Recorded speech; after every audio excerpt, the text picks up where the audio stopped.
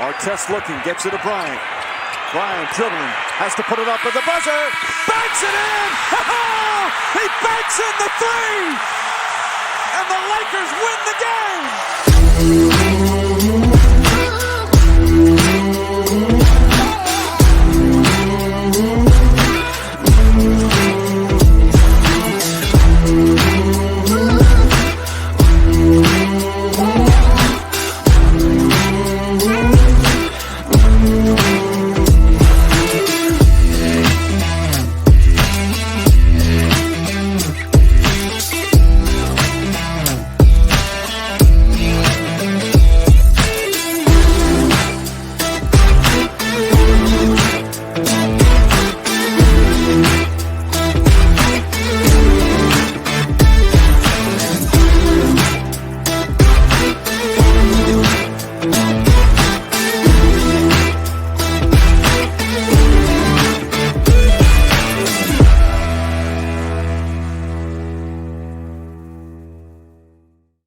Good morning, Syndicate members. Welcome for winning on Wednesday. It is 9 a.m. Central Time. We are live, as always, right here from Austin, Texas, at Syndicate headquarters. My name's Tony Merwin. That dude sitting next to me is the Jolly Ginger Giant, the king of Facebook groups, the king of trucking insurance, Mr. Joe Frazier Kampert. Man, we have a smorgasbord of a show for you today. As always, winning on Wednesday, we kind of focus on growth and development, different ways that you can scale your business, grow yourself, your mentality, whatever it might be. We often feature guests, and sometimes it's just the two of us. But get your notepads ready because we got some good stuff for you today. That's what we need to get into the board. Just the two of us. We can make it if we try. Smorgasbord, guys. I think I said that correctly. Good morning, everybody. Hope you guys are all having an amazing start to your week and amazing Wednesday morning. We're excited for y'all to be tuning in. We appreciate you as always. Real quick, if you're tuning in from the Insurance Syndicate, make sure and click the link in the description of the show to allow us to see your name on the show, like Mr. Todd Wilson. Shout out, brother. Appreciate you. And then if you're watching on my personal profile, throw me some stars if you can.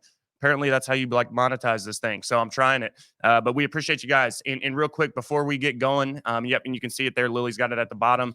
Speaking of Lily, shout out to our main sponsor of the show, Viva Virtual Solutions. We appreciate you. Thank you, Rob Lopez. Thank you, Lily, who is our producer behind the scenes of all of this content and stuff, as well as all the other virtual assistants that we use here within Redwood and Clarity to ultimately, well, we're going to kind of get into it, to maximize and really help benefit your agency and do things more efficiently. And so we're going to break some of that down. But real quick, before we get into it, you guys know, and drop yours in the comments. We want to know, too, so we can get you up on the screen and we can celebrate you. I saw you out there, Rob Bowler Dick. Appreciate you, brother. I'm excited to be doing some business with you. But drop your weekly wins in the comments below. And Mr. Merwin, what you got for your weekly win, my man? Weekly win is simple, man, and at least for this week. And it's actually the topic that I'm going to get into here in a little bit, but I'm going to lead off with it as our win. Grace and I took some time to really look at our business, kind of starting from broad strokes, and narrowed down some of the priorities that we need to be working on. And we identified a process of which we can do that and quickly examine our business, look at what's going on, and identify, hey, these are the areas that need our hyper attention focus right now. And super excited about it because we've identified some areas that we're struggling in that we're going to definitely improve.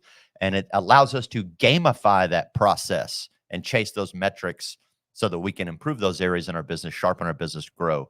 And that is definitely a topic I'm going to jump into a little bit later today. So get excited. Love it. Love it. Well, my weekly win, you guys, some of y'all may be watching this. Some of y'all may be catching the replay, but back to the softball wins, baby.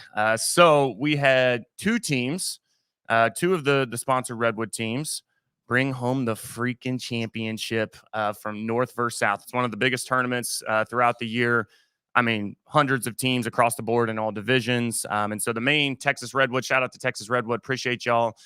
We ended up beating the #1 team in the country. And we beat them twice because they had already, we had one loss. And so then you basically got to double scoop them. But we got 2 wins on them. They're #1 in the country for power, and #1 in the state, and #1 in the country for power ranking. And we took them down and brought home the dub. And then so did the co-ed team. And the co-ed team was playing like a mixed day tournament. Anybody that knows U-Trip ball, you guys know, they were playing pretty much against all conference players. And y'all, like these things are all night. I think they started their first game at like 9 o'clock, and then the championship was at like 4 a.m. So they did that and then came and played men's, and then the men's won. But it's like a 2-day tournament. But shout out to my guys. That was really cool. I got to go out there on Saturday, take my family out there. Shout out to wifey. If you're watching this, love you. But that was a great time going out there on Saturday.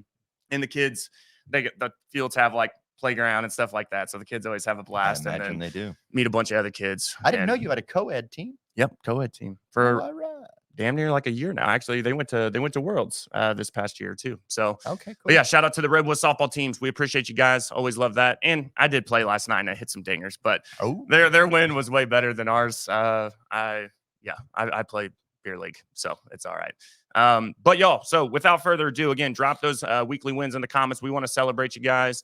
Oh yeah, actually, you know what? That's what I want to talk about real quick, Tony. Oh no.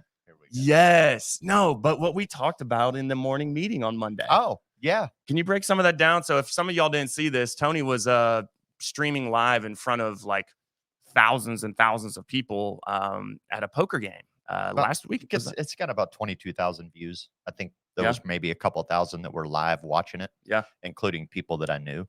Break that down, what you were talking about on Monday. Well, Monday. So we do a training every Monday morning here at the Insurance Syndicate. We do one on Fridays as well, where we just kind of pick a loose topic. We talk about it openly. And the topic that we talked about, and this came from a video, right? We were watching a Kobe Bryant video. Kobe Bryant. Right. Yep. And he was talking about fear of failure, I believe, specifically. Right. And the point that I kind of brought as a takeaway from that I related to something that happened to me during that poker game was understanding that, especially when you're in that spotlight, right? And you have all these eyes that are on you. You have these people that are rooting for you. People are counting on you, so to speak. And you have that fear of failure, a fear of letting down other people, fear of maybe looking like a jackass in the moment, right? Fear.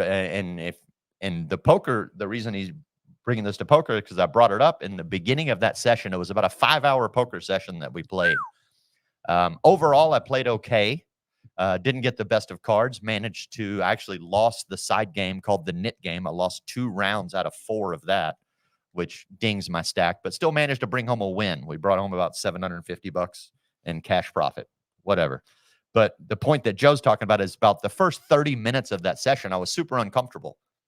I'm on camera.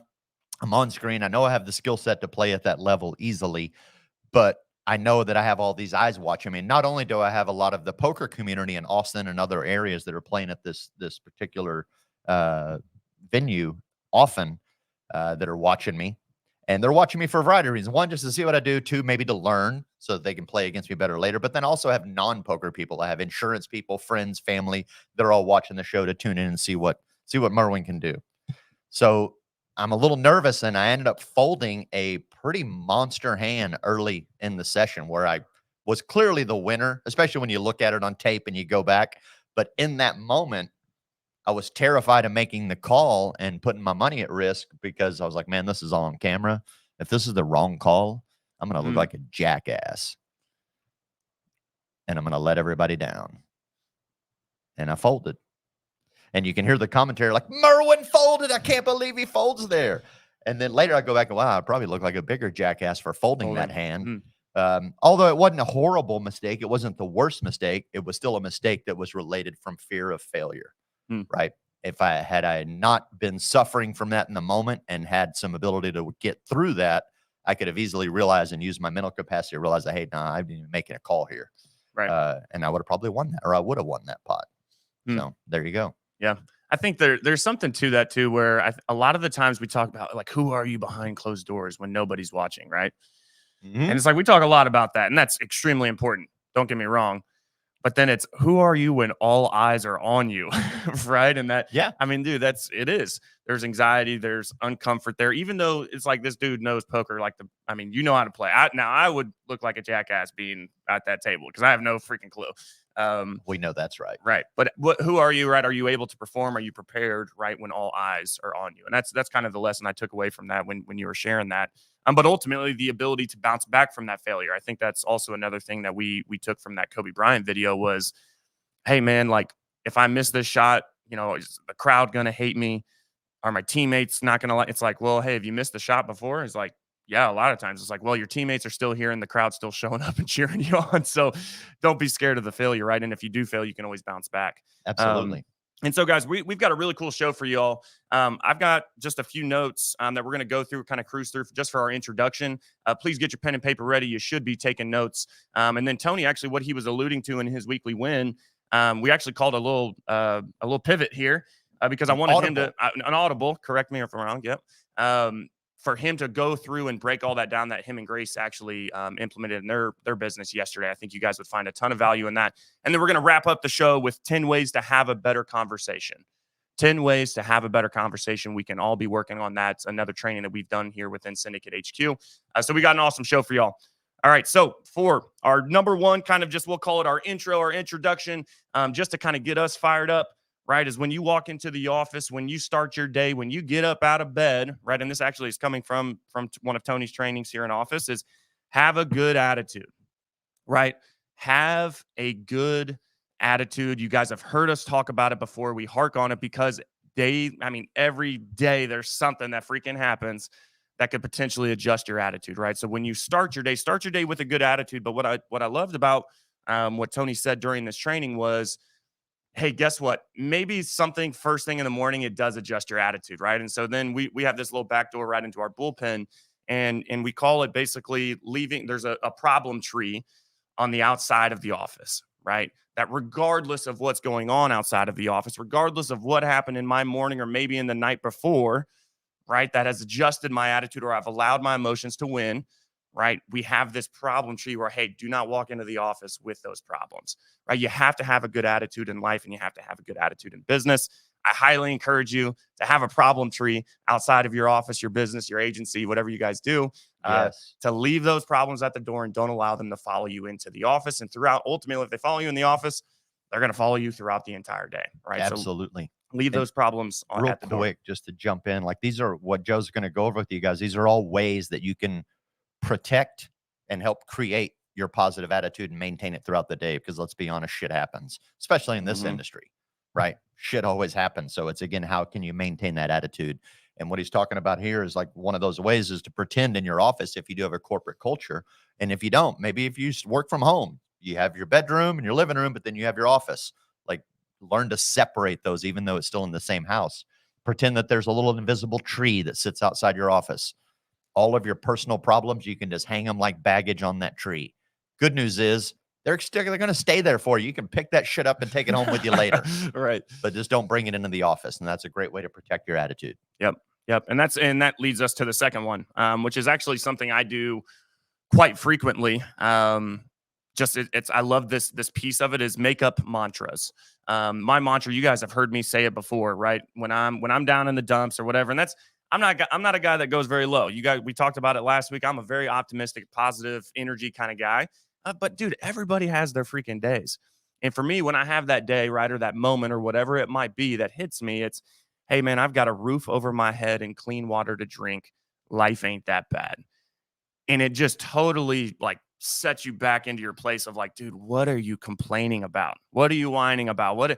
You're sitting here, just everything else that's going on that you could sit there and just complain about. And it's like, dude, there are people that don't have a roof over their head or clean water to drink, right? Or maybe they got clean water, but that's because they had to walk. Hey, how about you start your morning walking 5 miles to go get water to then bring it back and then to boil it so that it's safe for you to freaking drink, right?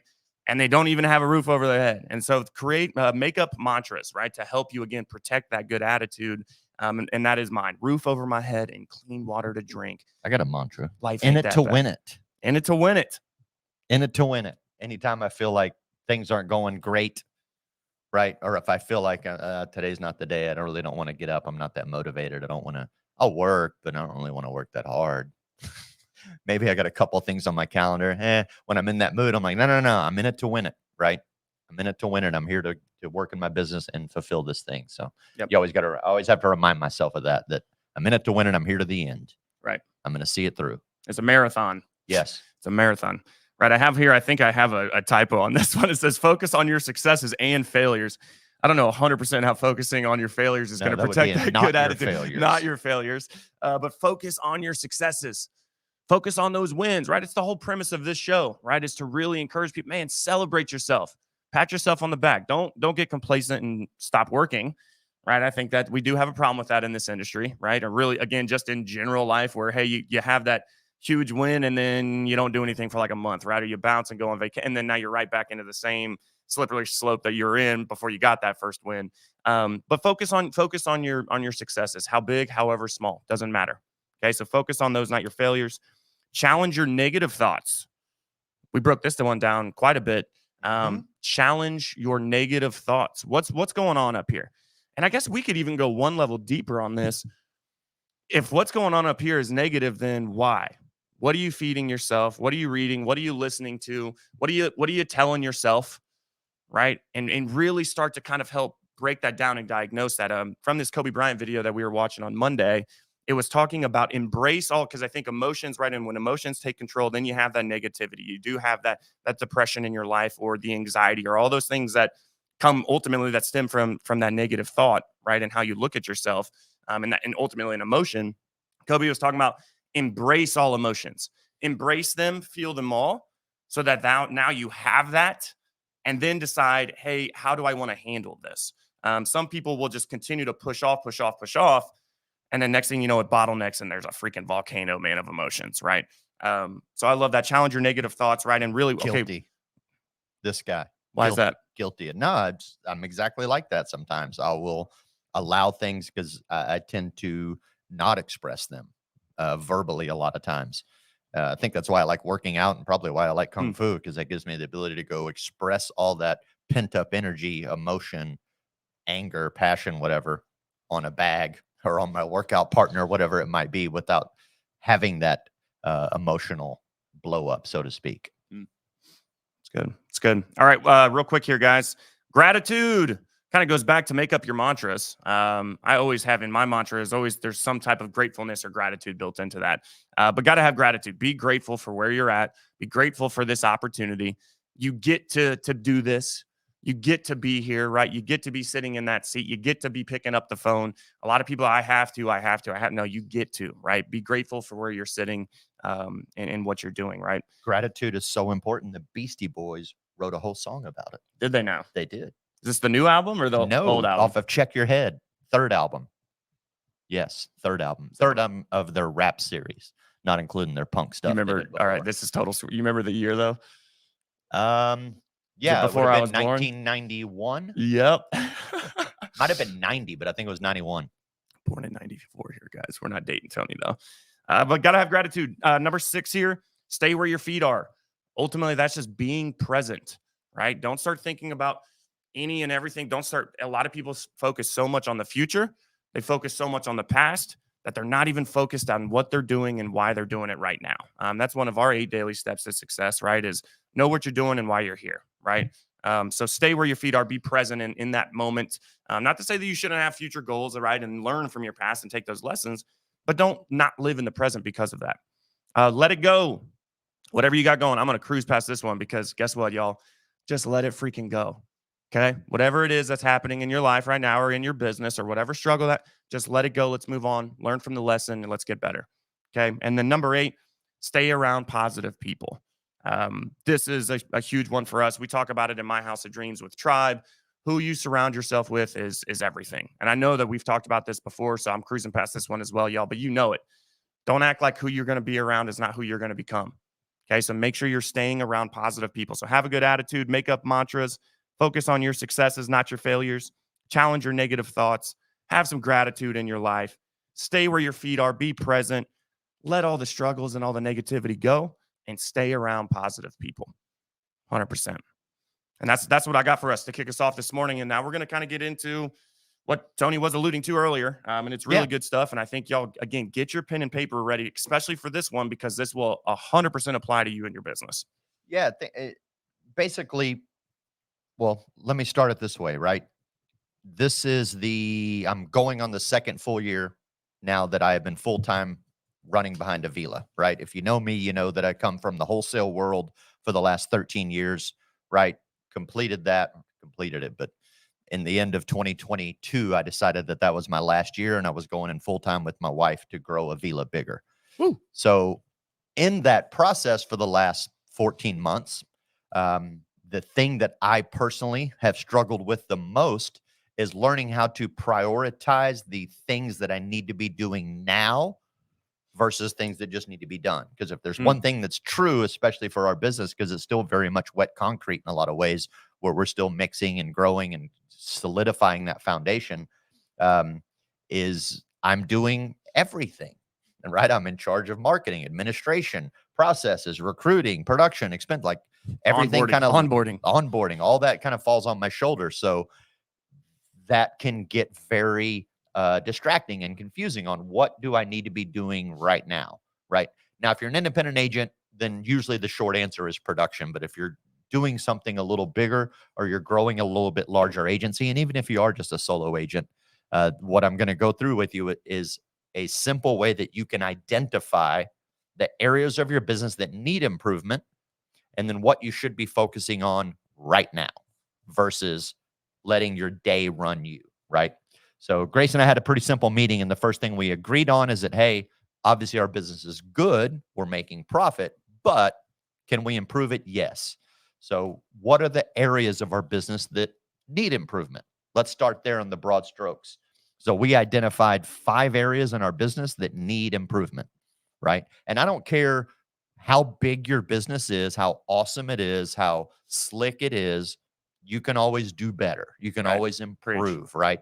If you're a smaller business like mine and you're still wet concrete, yeah, then you're going to identify that there's there's a lot of things that we can do to improve. And this is why this process becomes so important. Right. If you're like my buddy Justin Brock, who's arguably the #1 Medicare producer on planet Earth with a massive shop, he probably has less areas that necessarily need major improvement, but he can still make improvements. And his process on what he identifies to improve might be obviously different from what we're doing.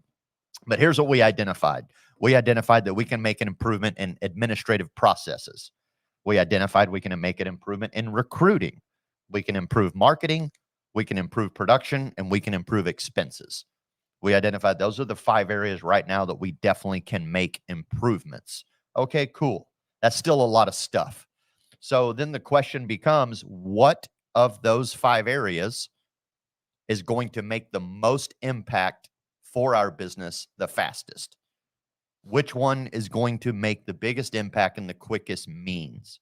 And that's how we begin to now start nailing down the priority items. So in looking at that, didn't take us too long to identify that, well, production would make the biggest impact, right? If we can create more production, more revenue, that's going to allow us to grow the business faster in the direction that we want to go. Doesn't mean these other areas don't need improvement.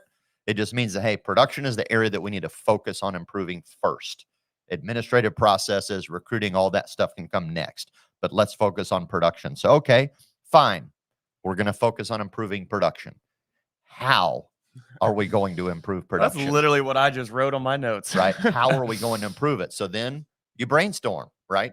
How can we improve production? What are some ways that we can improve production?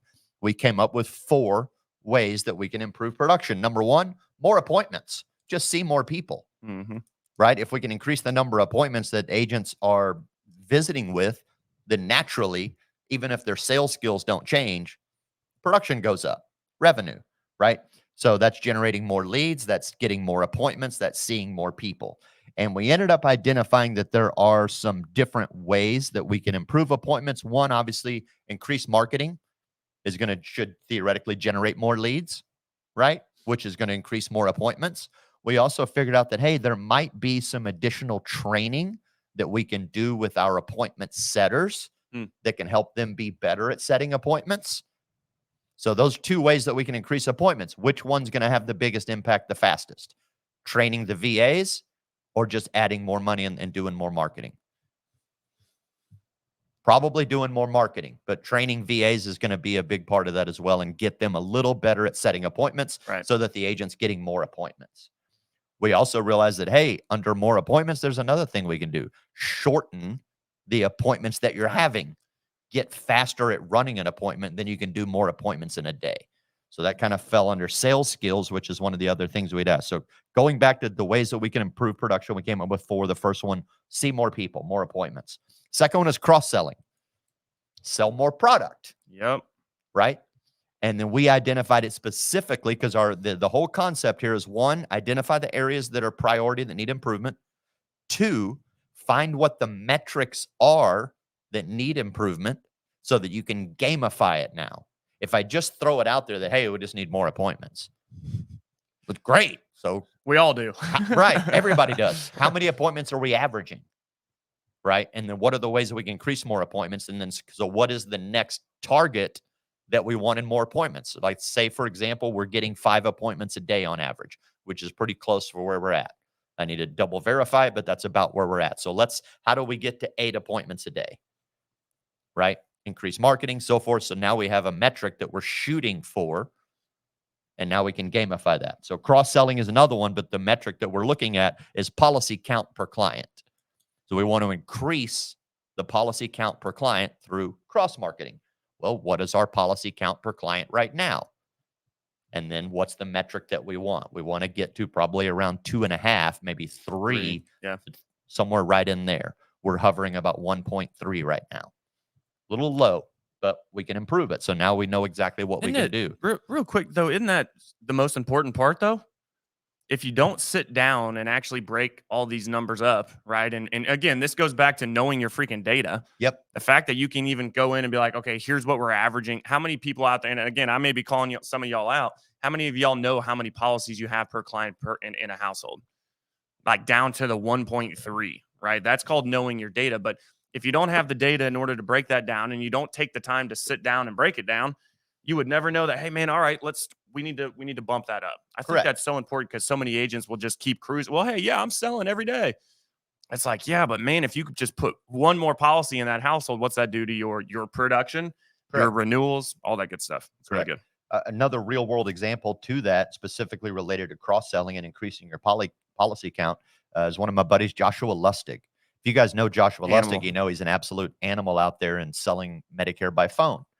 For the longest time, the dude was writing about 50 apps a month on his own pen, just writing Medicare supplement plans, right? That was pretty much drug plans, and that was it. That's all he did.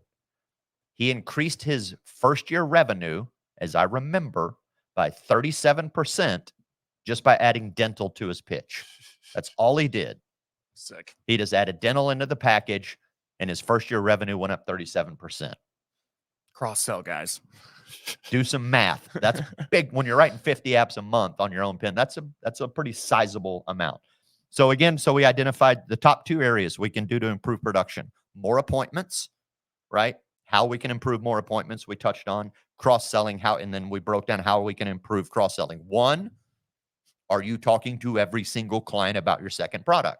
Or are you selling them short? And the way I related this to the agent was very simple.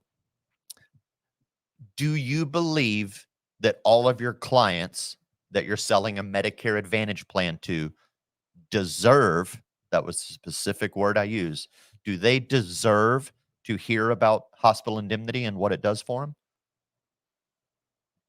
And the obvious answer is yes. Well, then why aren't you asking all of them about it? If you believe that they all deserve to hear about it, then why aren't you telling them about it? Yep. There's contrary. Do you believe that all of your clients deserve to hear the benefits of lump sum cancer insurance? Well, if you do, then why aren't you asking all of them about it, informing all of them about it?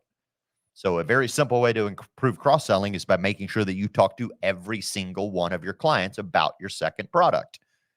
Period. If all you do, even if you suck as a salesperson, but that's the one metric that you nail, is you ask every single person that you already closed your first product on about your second product, you're going to sell some second products. Period. The law of large numbers will tell you that. Rhetorical question on that one too is, hey, why do you think some agents aren't pitching? Well, y'all, maybe you need to freshen up on your products. Could be product knowledge. I would say more likely it's fear. They're too afraid they're going to lose the first sale by overpressuring their client, or maybe overselling, that they don't offer the second product. Right. So 1, again, we want to improve the policy count per client. So let's make sure that we're talking to every single client about the second product. That's 1. We identified that we can improve the client onboarding marketing. So once we have a client, how can we improve the onboarding process with some additional marketing messages that will continue to help introduce that second product to them? There's one way we can increase cross-selling. bundling products, obviously, and revamping maybe our pitch so that we're bundling those products up front in the sale. The third way that we can do it goes back to training and development, because we already have a VA process where our virtual assistants are teeing up that second product for us when they do their follow-up calls, right? Because we touch our clients after we close them on a Medicare Advantage plan. We touch them 5 more times in the next 90 days to check in on them with love and service. And during that 90 days, she introduces the secondary products to them, right? Very simply. She's like, hey, how's your Humana plan going? It's going great. Awesome. Well, I was going through your file. I noticed you don't have any cancer insurance in your file. Did Grace go over that with you? Pretty simple. She introduces it. They want to hear about it. She sets an appointment. So that process is already going, but we can develop the VA better to get more of those appointments. Pretty simple. We also identified that if we want to improve production, more people recruiting, right? So that goes back to one of the larger departments of the business, but through recruiting, we can definitely, more people equals more sales.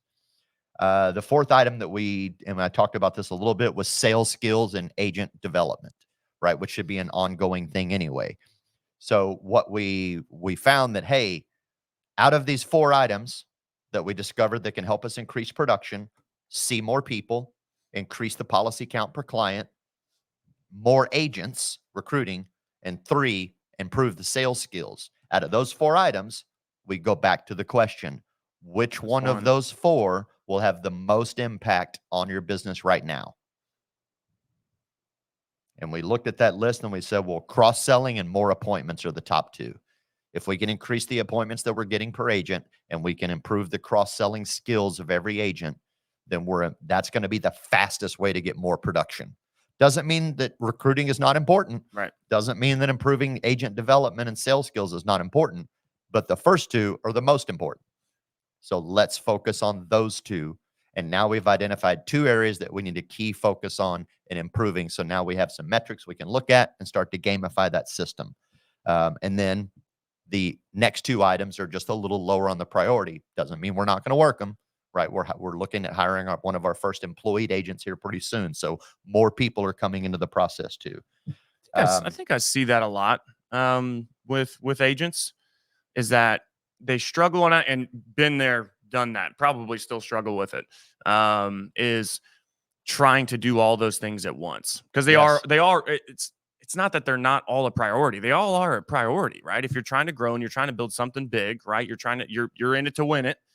Like, yeah, they're all important, but you cannot do them all at the same time. Or if you try to do them all at the same time, then you're going to spreading do some of them shitty. Exactly. You're spreading yourself so thin to where then it's like, hey, you're only giving 30% across the board, when, hey, let me just do these first 2 at 100%, right? And get them done, get them knocked out. And then, and again, I think, sometimes you may not even be intentional. Let's use recruiting for an example. You may not even be intentionally recruiting while you're working on cross-selling and getting more appointments in your market, those types of things.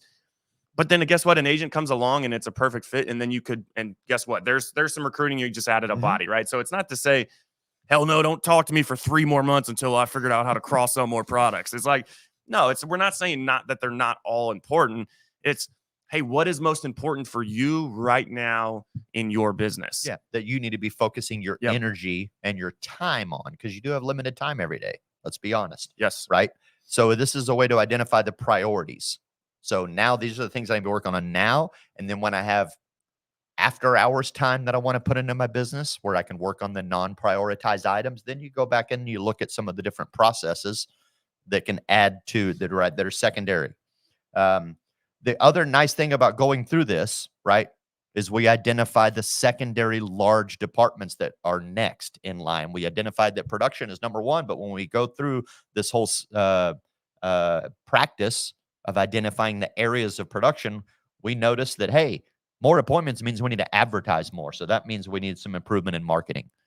So that comes with it, right? That's an area that we need to function on. Second thing we identified is, hey, more people is going to help us improve production. So there's recruiting. So that tells us that, hey, production's number 1, marketing's number 2, and recruiting's right there. And number 3, probably number 2 as well, kind of tied, right? Admin processes and expenses, let's deal with those later. They are not a priority right now. Right. Let's create more problems for admin. Let's create more problems for expenses first. with these first items, and then we'll deal with those because they're not a priority. Don't sweat them. Just leave them alone. We'll get to them later. Let's tackle these big objects. So that has helped us realize what we need to be focused on, where we need to be spending our time on, so that we can say no to the time waster items that are out there. Because it's very difficult for a lot of us, especially when you're in a situation like this where you have all these areas like, man, what do I need to be focused on? Where am I going to get the biggest bang for my buck? Where am I going to get that ROI from immediately? This is a great process that you can walk through and do it. You can do it by yourself. You can do it with your business partners, whatever your situation is. Simple way to kind of start broad and narrow down each granular thing. But hey, here's the areas that need improvement. Which one's going to have the biggest impact now? Okay, fine. Once we identify that, how do we improve that? Which one of those improvements is going to have the biggest impact now? Yep.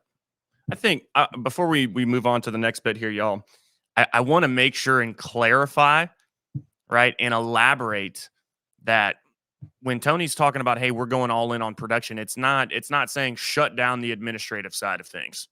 Just shut it down. Yeah, I right? still have to do commissions. It's like, I'm just doing them late at night. You still need to know your expenses. You still need to have some type of infrastructure, which obviously he does, right? So I wanted to clarify. It doesn't mean that you shouldn't have that, hey, let's just go gung-ho and sell some policies. Well, then guess what? If you don't have anything administrative on the back end, same policy you want is going to go out the door. So I just want to clarify and elaborate, y'all. Like, you still need to do it.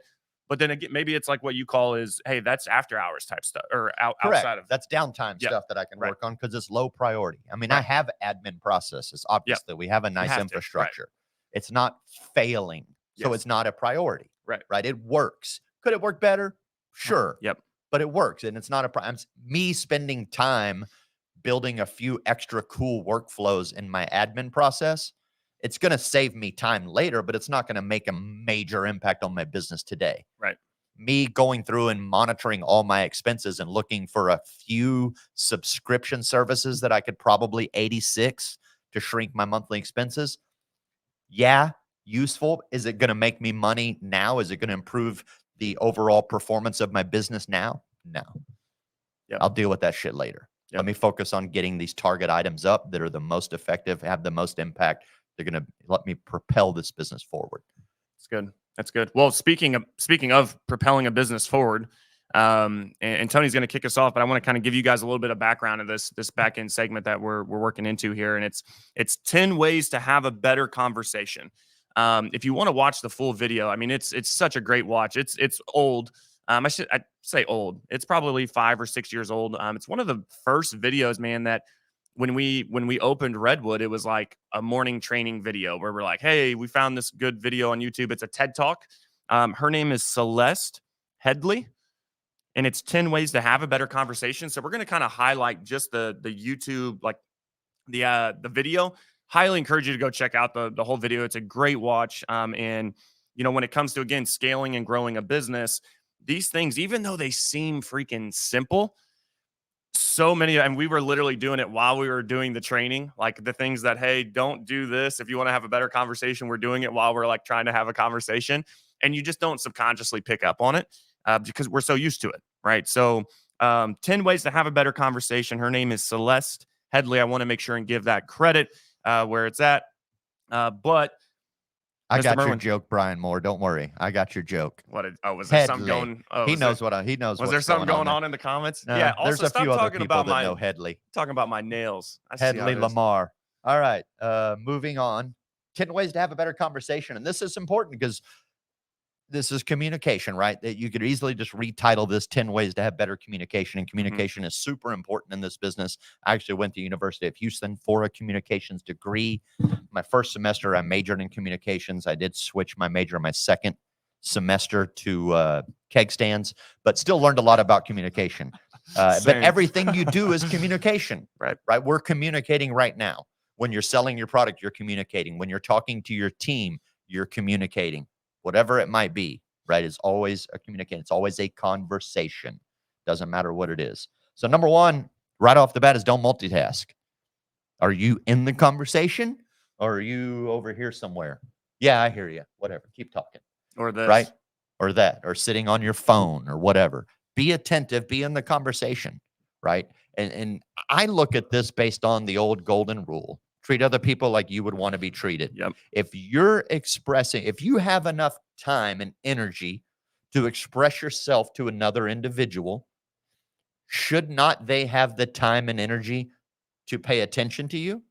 Shouldn't wow, this guy's taking time to verbalize and express himself to me. I should have the respect for him to pay attention, right? To give him that back. So that's the kind of way I like the art of reciprocation. So don't multitask, man. Be in it. Be in that conversation with eye contact, smiling, whatever it takes. Then second one is don't pontificate. Do you know what that word means? I don't even know what it means. I know what it means, but I don't. It means to express one's viewpoints or opinions in an annoying or pompous or dogmatic manner. Don't vomit on somebody. No, Word no. vomit. You would think it does, but no, it means to don't communicate in a arrogant, annoying, dogmatic, right, or pompous type attitude. I would add on, yes, don't word vomit on people either, right? And the way I look at it is this, and this comes from my communications background that I got from a whole one semester at University of Houston. Think about what communication is. Communication is very simple. It's a message being sent from sender to receiver, right? That's the basic definition of communication.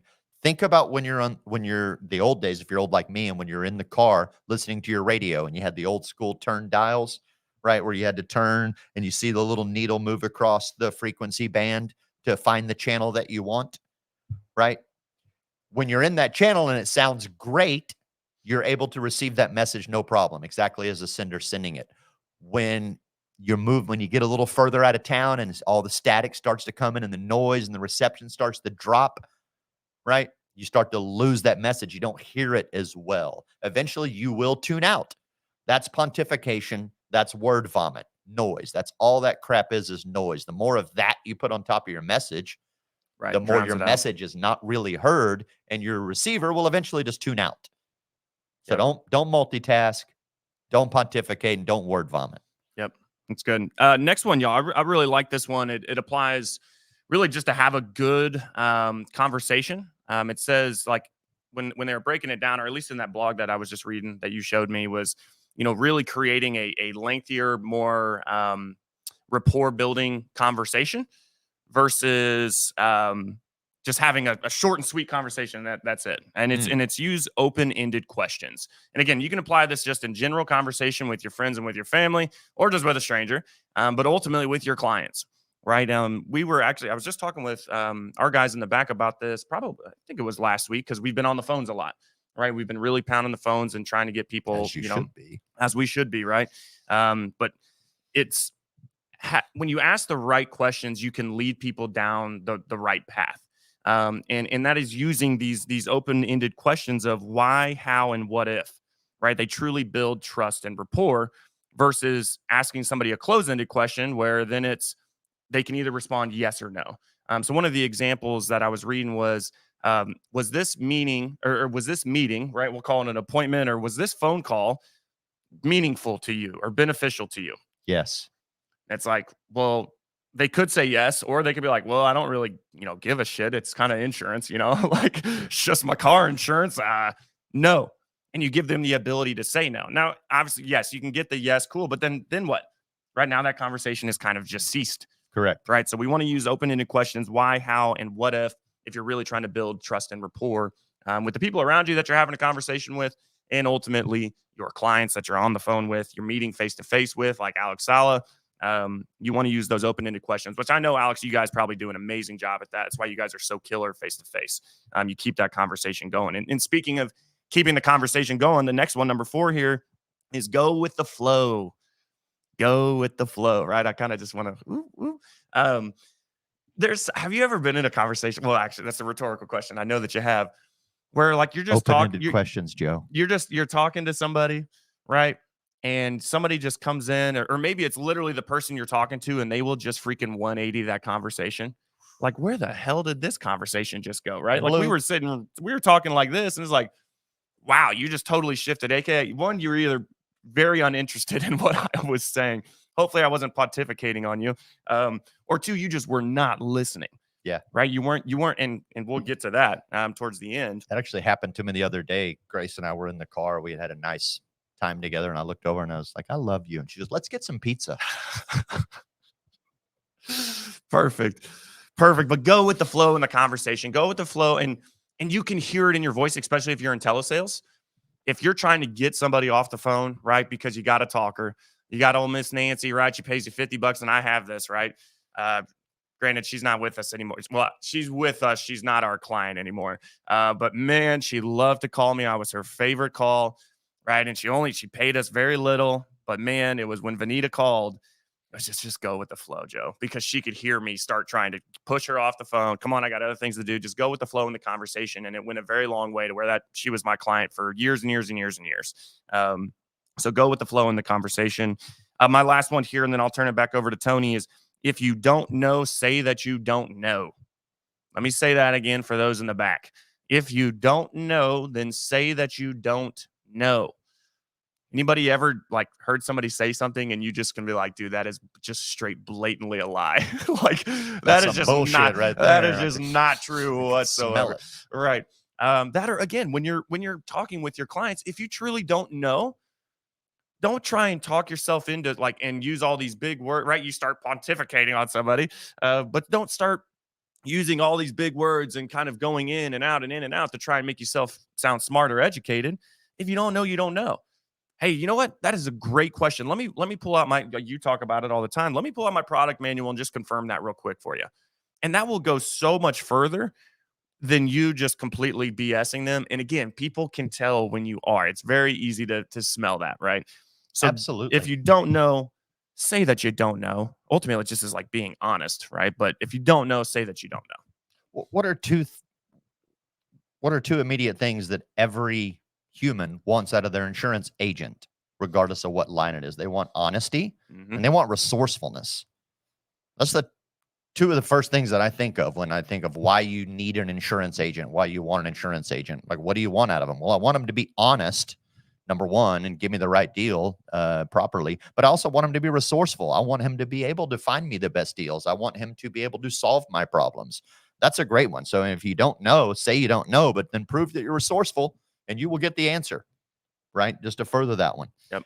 Next one is don't equate your experience with their experience. This is super true in the insurance world because, again, it's everybody's own race to do your thing, right? My experience is not going to be the same as yours, and I should never compare that to you. And you should never compare yourself to others. Exactly. It's going to be a variety of things. I mean, like my experience in the insurance industry has been 20 years. I've started over now 4 times. I've done just about everything there is to do in the Medicare space, but that doesn't mean that my experience in insurance is anywhere comparable or equal to to Joe, for example. Why would I say, well, just Joe's in the PNC space and he's done a few different things, so he knows everything the same way I see it. Like he's going to see and have the same perspective because he's been through the business along. No, he's not. People are going to see it differently. And this is something that I had to learn myself as kind of a teacher, trainer, mentor in the business. I had to remind myself that, hey, just because I've heard it, just because I've learned it, doesn't mean all of them have. Right. I have to remember that just because it's been said and just because it's something that I've known for a while doesn't mean everyone's been exposed to that bit of information yet, right?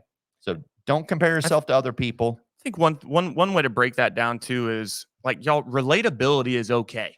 It is okay to be able to relate to somebody's experience, right? It's saying don't equate your experience with theirs. So, hey, I went through something similar. Okay. Totally. Now, it doesn't mean I need to speak up right then and there and tell them, hey, dude, I went through something just like that, man, and take over the whole conversation, right? We're still going with the flow.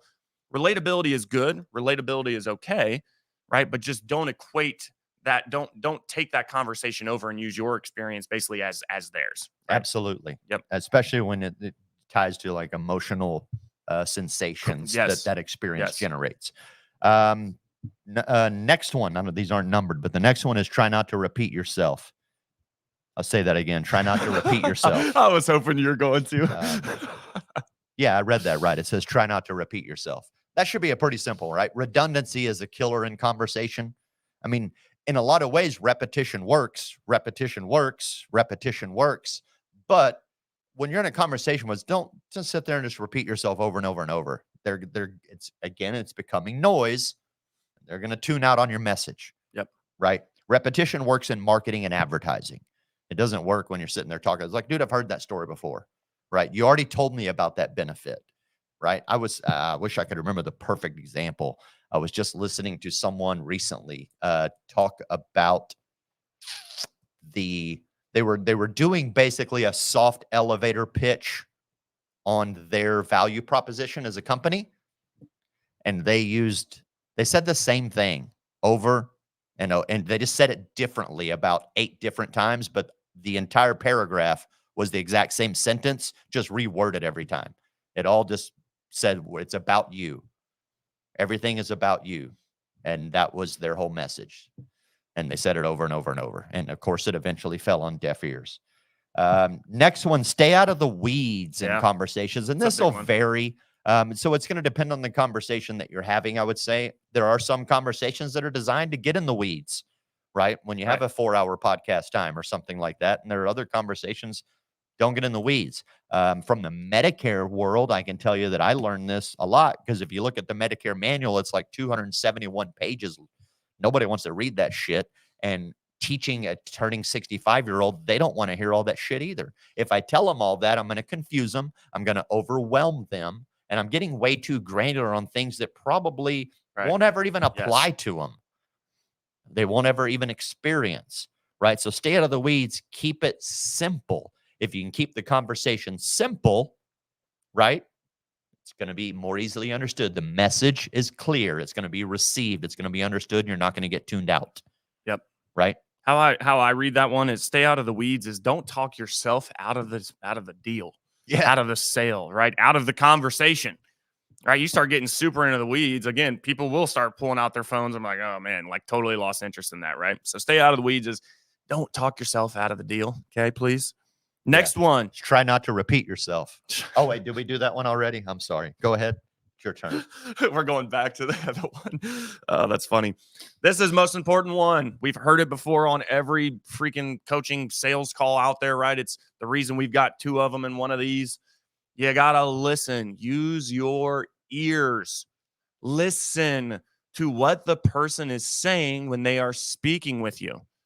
And I think, again, why we say don't multitask, don't all the things that are up top is because doing those is what actually allows you to listen, right? Like when you're sitting on your phone, and I get some people say, oh, I'm the king or queen of multitasking. No, you're not, right? It kind of goes back to what we were talking about with spreading yourself super thin, where, hey, if you give it 30% across the board, you're kind of just doing shitty across the board, right?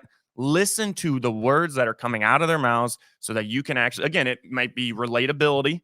You're not going to necessarily, spew words on them, but so that you can actually connect with them, so that you can create a relationship. But we have to listen to others, to our clients, to your spouse, to your kids, which that one can be a tough one, right? But we have to be able to listen in order to have a better conversation. That one's so important. And then the last one, right? This is good too. We'll keep it very brief. It's be brief. Okay. We're not going to spend too much time on this one because it is what it is. Yeah. Be brief, guys. Again, that kind of goes back to staying out of the weeds, not repeating yourself, all the things that we kind of just talked. Just be brief. If you're doing all those things, and it's probably not going to be brief, it's probably not going to be a very good conversation, which then why are we having the conversation? I think actually, you know what? We should do a whole show. Like, there's a lot of meaningless conversations, I think, that happen out there. Like this one? No. That hurt my feelings, Tony. I'm teasing, of course. Isn't it there, though? Like, yes, there. I mean, like I said, I spent a whole semester at University of Houston studying communications. There is a ton of information out there about it. So I talk about communication a lot of times on my Tuesday show. And not too long ago, I gave a talk where I broke down some of these items, at least the way I see them. And I kind of gave a format for how you can easily craft your message. There's 5 steps to every conversation. You have an introduction, a short story, presentation, close, and the rehash. Doesn't matter what conversation is, I don't care what it is. I don't care if it's your elevator pitch. I don't care if it's your script that you write for your telephonic sale. I don't care if it's a script you use to set an appointment before you go to the field sale. I don't care if it's the team meeting that you hold. every day to talk to your team. I don't care if it's the speech that you give on stage. I don't care if it's the seminar that you give for all your Medicare recipients. Doesn't matter. Every single conversation runs on that arc. This show, whether you believe it or not, runs on that arc. We have an introduction. Hey, how y'all doing? Winning on Wednesdays here again, right? Short story. I'm Tony. That's Joe. We're here to talk about this stuff, and here's our weekly win. Presentation. All the shit we've been talking to you about, right? And then we're going to close the show, and we're going to rehash you to remind you, subscribe to the channel, go to Instagram, go to TikTok, and again, this group. We do pretty much the exact same format every time. It's those 5 steps. Yep. Pretty simple. Yep. Well, y'all, let's go ahead. Not to repeat myself, but I'm going to do a quick recap. Be brief. I'm going to be brief, and I'm going to try not to repeat myself. Recap. So you guys have it, right? Get your pen and paper out if you haven't already. Get it and write down these notes, or maybe if you missed something from when we were going through it live. Have a good attitude. Leave your problems on the problem tree. Make up mantras, right? You got a roof over your head and clean water to drink. Life ain't that bad. Focus on your successes and not your failures. Challenge your negative thoughts. Okay, really challenge those negative thoughts that are going on up there. Have some gratitude and some gratefulness, right? We get to do this. We have this opportunity in front of us for a reason. I'm very grateful for that. Stay where your feet are. Let it go. Let it go, whatever it is, and stay around positive people. Sorry, I'm doing the bass line to Gratitude by the Beastie Boys. Oh my gosh, dude. No, I'm like, why the hell is he humming? I'm like, oh yeah, it's music from before I was born. Okay. Yes. And with that said, that is our show for today. Thank you all so much for tuning in. We appreciate you. We love you. And as we said, hey, these videos, they live in the Facebook group. Anytime you want to go rewatch them, just go to the media tab. Boom, there they are. Look at the videos. But we made it easier. We have a YouTube channel. Go subscribe. This stuff is all there. You can easily see it. Lily's got it all sorted by Mondays, Tuesdays, Wednesdays, Fridays, etc. It's all on there. Saturday morning cartoons, everything. You can find them easily. And then if you like the short stuff because you like it brief and your attention span sucks, we have Instagram and TikTok for the shorties. So thank y'all for tuning in. We appreciate you. We love you. See you next time. It's the peak of the week. Peak of the week, y'all. Keep going, right? Finish the week out strong. Love y'all. Take it easy.